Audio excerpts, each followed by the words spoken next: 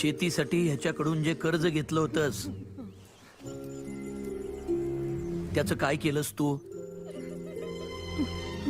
हात जोडू नकोस.